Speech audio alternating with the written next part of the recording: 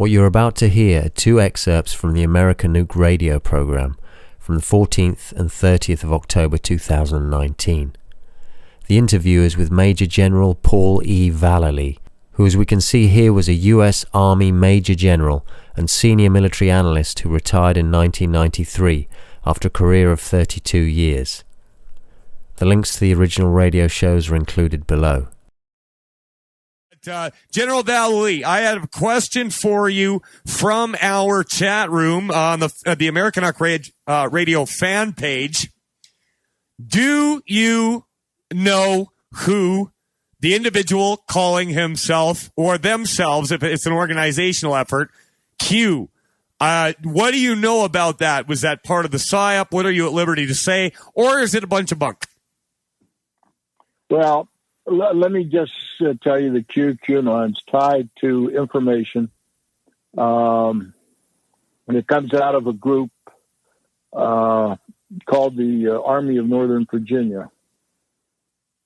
Okay? Yep. Now, this is a group of military intelligence specialists of over 800 people that advise the president. And so the president doesn't have a lot of confidence in the CIA or even the DIA, Defense Intelligence Agency, as much anymore. So he relies on these real operators. Most of them are special operations type of people. Yeah. And so this is where Q picks up and gets some of their information, as I understand it. Okay, listen, I'm not a Q guy, but a million people are asking me about Q, and that was what went the furthest with our last show.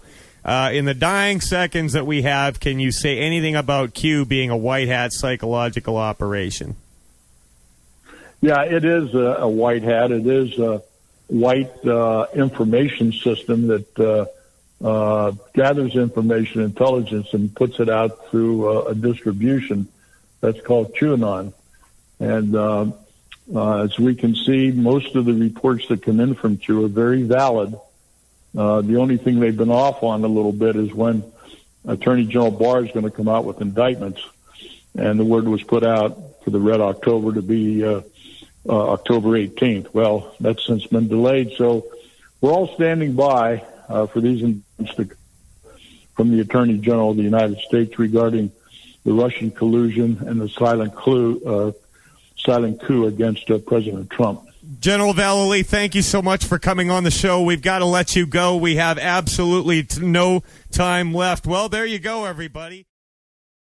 I leave you a small clip from another interview so that you can verify that the voice from the radio program is indeed who it is claimed to be. Radical Islamic individuals live in the ghettos, what we may call outside of Paris in the suburbs. And when I was over there a couple of years ago, when we took the subway into Paris, you could see how these suburbs had been ghettoized, for lack of a better word.